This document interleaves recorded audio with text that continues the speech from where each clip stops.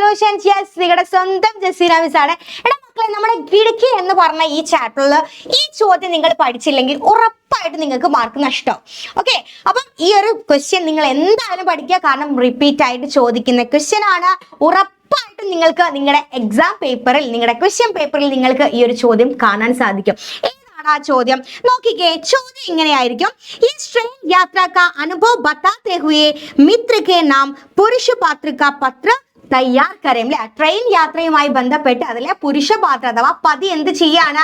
ആ ഒരു ലെറ്റർ എഴുതാണ്. അല്ലെ, അദ്ദേഹത്തിന്റെ ഒരു സുഹൃത്തിന് ലെറ്റർ എഴുതാണ്. ഈ ഒരു question very very very important ആണ്. ഇത് നിങ്ങൾ പഠിച്ചു വെച്ചോ, ഇല്ലെങ്കിൽ ഫുൾ മാർക്ക് നഷ്ടമാവും. എന്ന് വെച്ചാൽ ഈ ഒരു ക്വസ്റ്റ്യന്റെ മാർക്ക് നിങ്ങൾക്ക് കിട്ടിയില്ലെങ്കിൽ നിങ്ങൾക്ക് അവിടെ ഫുൾ മാർക്ക് കിട്ടൂല. Okay, yes. അപ്പൊ എങ്ങനെയാണ് എഴുതുക? നിങ്ങൾ ലെറ്ററിന്റെ ഫോർമാറ്റ് ആദ്യം സെറ്റ് ആക്കുക. അത് കറക്റ്റ് ആക്കിയതിന് ശേഷം എന്ത് ചെയ്യുക? പ്രധാനപ്പെട്ട കാര്യങ്ങൾ മാത്രം ഇൻക്ലൂഡ് ചെയ്തുകൊണ്ട് എഴുതാം.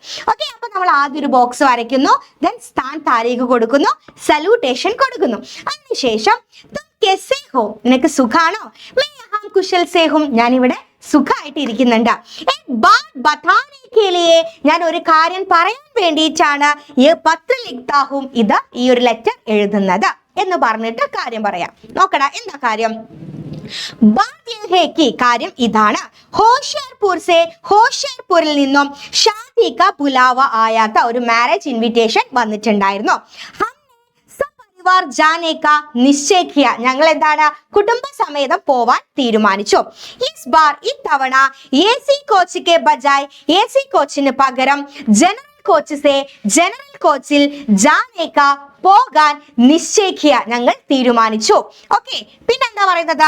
തബ് തക്ക്, അല്ലെ, അപ്പോ ആ ഒരു സമയത്ത് യുവതി, അതായത് ഏക യുവതി, ഒരു യുവതി, തബ് ഏക യുവതി ഷോൾ ബേച്ചനെ ആയി, ഷോള് വിൽക്കാൻ വേണ്ടി ഒരു യുവതി വന്നു.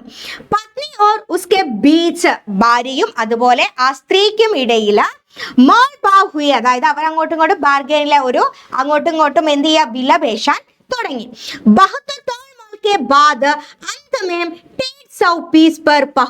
അങ്ങനെ ഒരുപാട് അങ്ങോട്ടും ഇങ്ങോട്ടും വിലപേശി അവസാനം 150 റുപ്പീസിന് ഒരു ഷോൾ അവരെ ഫിക്സ് ചെയ്തു. ആ സ്ത്രീയെ കണ്ടപ്പോൾ എനിക്ക് അപ്പിനെ പിതാജിയിലെ എന്റെ അച്ഛനെ എന്റെ അച്ഛനെ എനിക്ക് ഓർമ്മ വന്നു. ബേബി ട്രെയിൻ മേ സാമാൻ ബേച്ച്തേ थे. എന്തായിരുന്നു? എന്റെ അച്ഛനും ഇതുപോലെ ട്രെയിനിൽ സാധനങ്ങൾ വിൽക്കുന്ന ജോലിയായിരുന്നു. ഗർ മേ സബ്കെ മേരാ പ്രണാം, വീട്ടിലെ എല്ലാവർക്കും എന്റെ അന്വേഷണം പറയണം. അല്ലെ, നമ്മൾ പറയില്ലേ, എന്റെ അന്വേഷണം എല്ലാവരോടും പറയണം. വാപ്പസി പത്രിക്ക് ഇന്റസാർ മേ, എന്താണ്? മറുപടി കത്ത് പ്രതീക്ഷിക്കുന്നു എന്ന് പറഞ്ഞിട്ട് റൈറ്റ് സൈഡിൽ താഴെയായിട്ട് നമ്മൾ എന്ത് എഴുതുന്നുണ്ട്? യെസ്, ഫ്രം അഡ്രസ് ആണ് കേട്ടോ. യെസ്, ഫ്രം അഡ്രസ്സും നേരെ ഓപ്പോസിറ്റ് ഇതുപോലെ ചെറിയൊരു ബോക്സിൽ സേവാമൻ നാം പത എന്ന് എഴുതിയിട്ട് ടു അഡ്രസ്സും കൊടുക്കുക. ഓക്കെ, ഇത് വളരെ ഇമ്പോർട്ടന്റ് ആണ്. ഈ ചോദ്യം നിങ്ങൾ പഠിച്ചു വയ്ക്കുക. ഈ കാര്യങ്ങൾ ഉപയോഗിച്ച് നിങ്ങൾക്ക് എന്ത് ചെയ്യാൻ പറ്റും?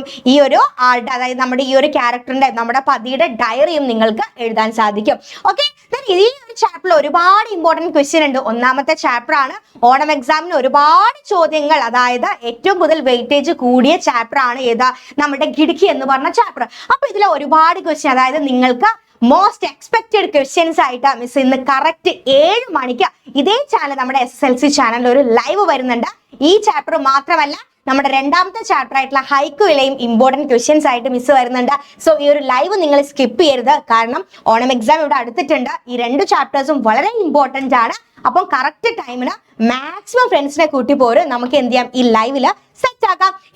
ഇതുപോലത്തെ ഇമ്പോർട്ടന്റ് ക്വസ്റ്റ്യൻസും കാര്യങ്ങളൊക്കെ കിട്ടാൻ ഈ ചാനൽ ഒന്ന് സബ്സ്ക്രൈബ് ചെയ്യുക. ദെൻ മാക്സിമം ഫ്രണ്ട്സിന് ഷെയർ ചെയ്യുക, ലൈക്ക് ചെയ്യുക, കമന്റ് ചെയ്യുക. യെസ്, അപ്പൊ ഇതുപോലത്തെ ഒരു ഇമ്പോർട്ടന്റ് ക്വസ്റ്റ്യൻ ആയിട്ട് നെക്സ്റ്റ് വീഡിയോയിൽ പാക്കലാം.